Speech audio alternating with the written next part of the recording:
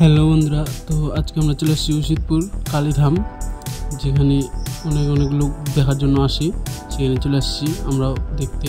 এটা হলো হরি মন্দির, এখানে নাম কীর্তন হয়, এখানে অনেক লোক বসে রয়েছে।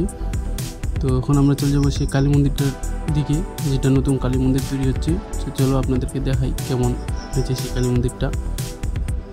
কাজ চলছে, কাজ এখনো পুরোপুরি হয়নি কালী মন্দিরটার। চলো দেখতে থাকো।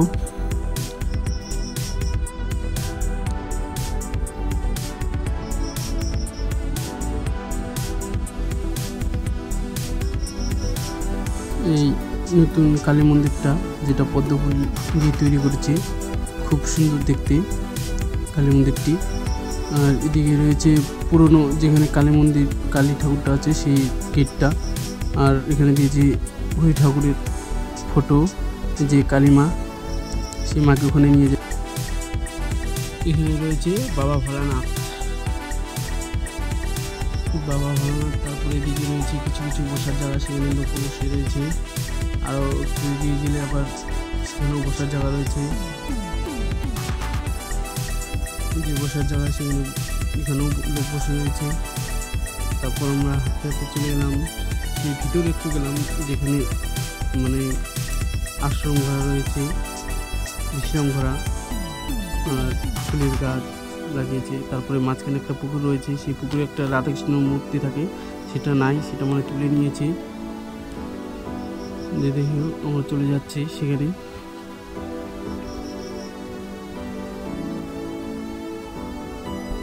সেই জায়গাটা যেটা মানে ফুলের গাছ লাগাচ্ছে চারদিকে ফুলের গাছ, মাঝখানে কিছু বসার জায়গা রয়েছে। তো এখানে অনেক রোদ ছিল, তার জন্য লোক বসে, নাহলে বিকেল টাইমে যে আসতাম তাহলে অনেক লোক এখানে বসে থাকতো।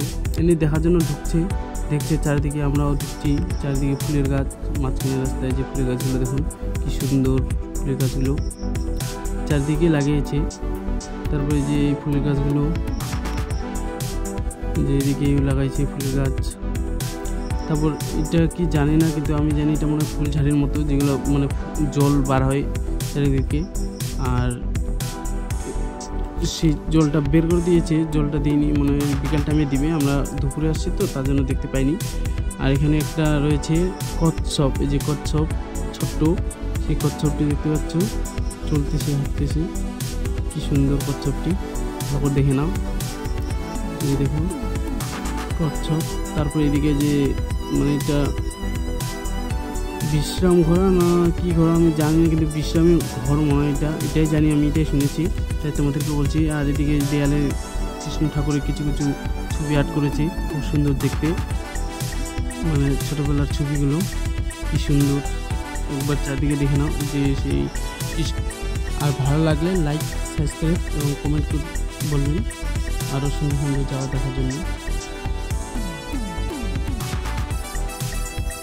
সবাই ভালো থাকুন।